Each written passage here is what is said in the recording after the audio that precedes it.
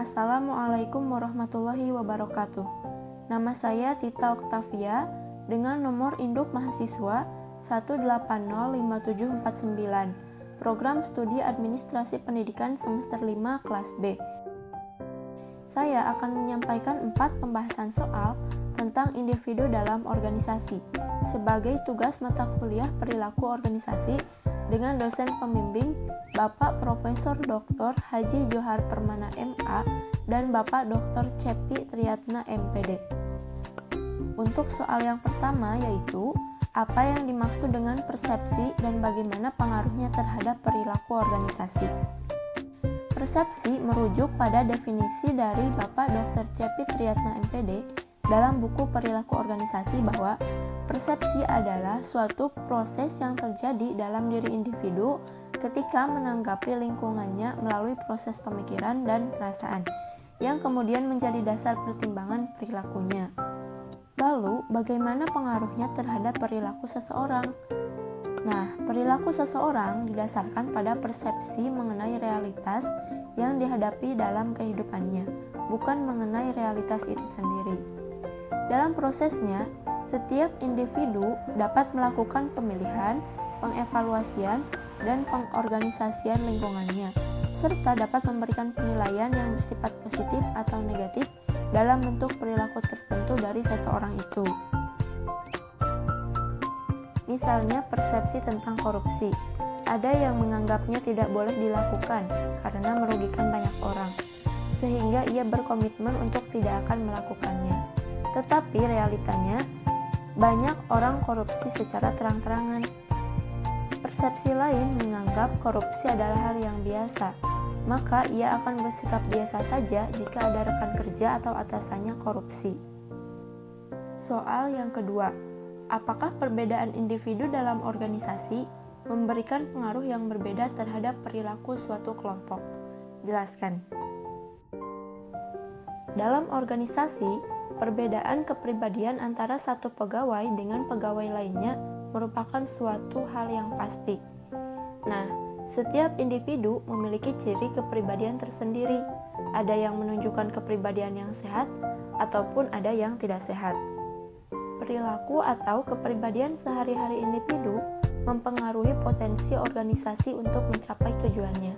Begitupun sebaliknya, perilaku individu dalam organisasi tentu mempengaruhi perilakunya dalam suatu kelompok lain.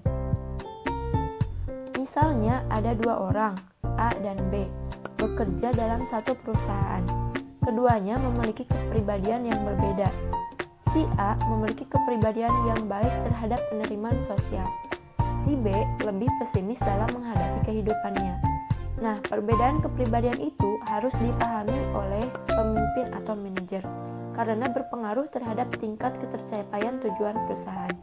Maka manajer harus bersifat adaptif dan berusaha untuk melakukan pengembangan terhadap individu agar kepribadian itu tidak banyak mempengaruhi perusahaan.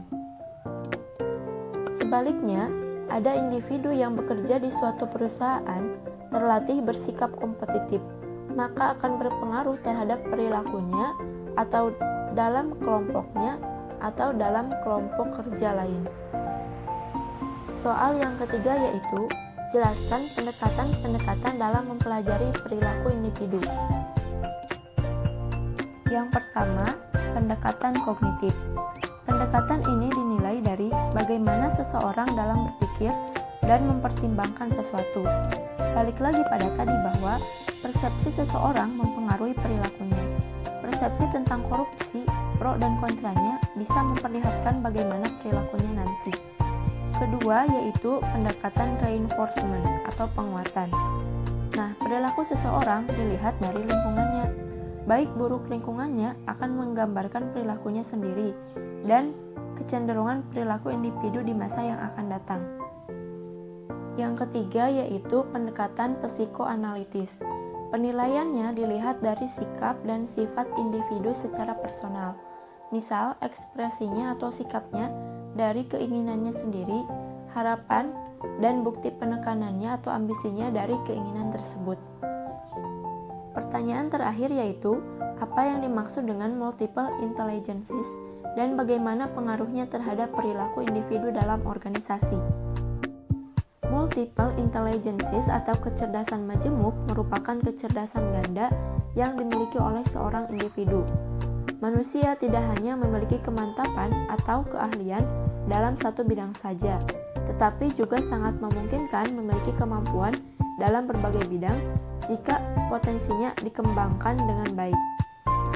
Maka implikasinya bahwa seseorang yang bekerja atau menjadi bagian suatu organisasi akan dipengaruhi oleh kecerdasan yang dimilikinya. Dengan demikian, upaya untuk mengembangkan kinerja pegawai perlu memperhatikan kecerdasan yang dimiliki oleh setiap pegawai. Sekian dari saya. Mohon maaf apabila ada kesalahan. Semoga bermanfaat. Wassalamualaikum warahmatullahi wabarakatuh.